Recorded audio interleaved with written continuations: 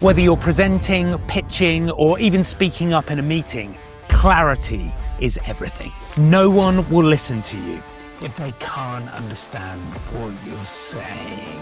You have to get your mouth around the words. We often label the best speakers as being really articulate, and that's because they share their message with precision.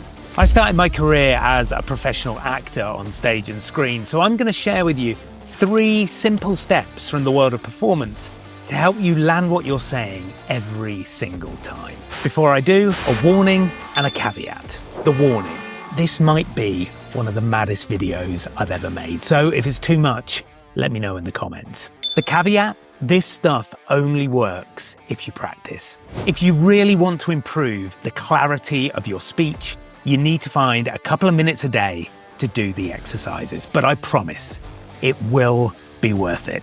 Let's get started.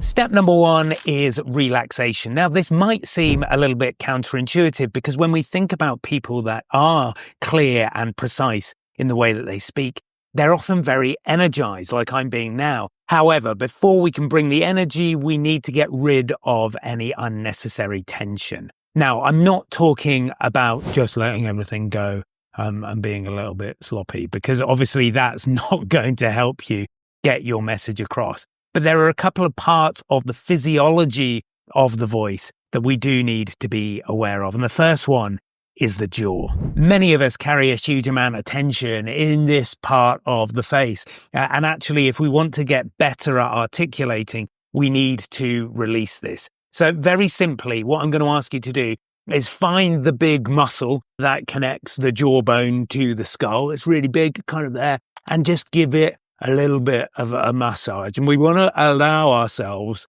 to go a little bit gaga, right? Now, stop. If I can do this on video, then you can do it in the privacy of your own home. So take those fingers and give the jaw a little bit of a massage. And as I said, you can be quite rigorous. It's a big muscle.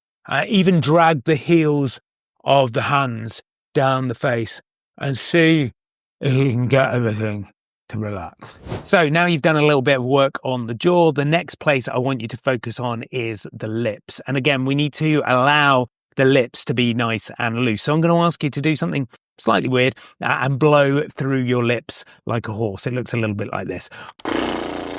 Yes, I do want you to do this at home with me too. So allow everything to relax and just blow through the lips a couple more times.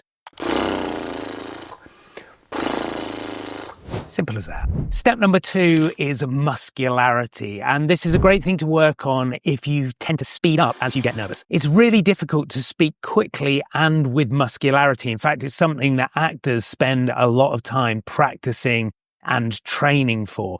This is also a great thing to focus on if you're speaking in your second language, because it allows you to be really precise and clear. So the first exercise I want you to try is a lip smack. So very simply, you're going to smack the lips together like this. Make sure you're doing this at home. What you should start to feel is the blood pumping round the mask of the face as you start to warm things up. This is really important, especially on video and in virtual calls, because the face is what your audience is looking at. So if your face is alive and engaged, it's going to help you articulate your message too. The second thing we need to focus on in terms of muscularity is the tongue. Now, I told you this video might get a little bit mad, but what I'd like you to do is I'd like you to stick your tongue out as pointedly as you possibly can. Something like this. Yeah, go on, go with me. And then I want you to make the widest tongue you've got, like, so pointy tongue, and wide tongue, and pointy tongue, and wide tongue. Seriously, I'm not making this stuff up. If you go backstage at a theatre or walk on set before the cameras are rolling, you'll find actors doing these sorts of things to really enable them to perform at their best. And step number 3 is dexterity. And this is where we can start to train ourselves to introduce a level of speed so that we can start to vary the pace and still maintain that level of clarity. First little thing for you to try with me now is a b, d, g. So you're going to make a B sound, a D sound, and a G sound and really think about where you're placing the tongue, the tip of the tongue in the mouth. So b, d, g, b, d, g.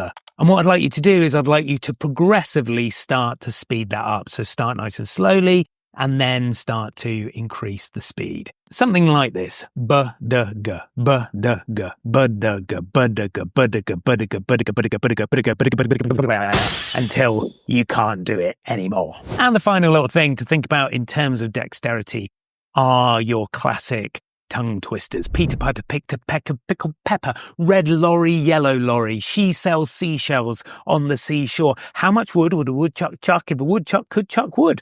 There are hundreds of these to choose from. And do you know what? You could probably go to ChatGTP and ask it to create one especially for you. The important thing here is that you practice with precision and that you slowly start to increase the speed. So we're looking for absolute clarity and accuracy at all times until you get to that point where you can no longer get your mouth around the words. Peter Piper picked a peck of pickled pepper. Did Peter Piper pick a peck of pickled pepper? If Peter Piper picked a peck of pickled pepper, where's the peck of pickled pepper Peter Piper picked? Right, that's enough. Let's stop that. But let me know in the comments below what your favourite tongue twister is. And to wrap things up, let me articulate for you the 3 steps with precision and clarity. Step 1, relaxation. Step 2, muscularity. And step 3, dexterity. Get practicing, let me know how it goes, and I'll see you in the next video.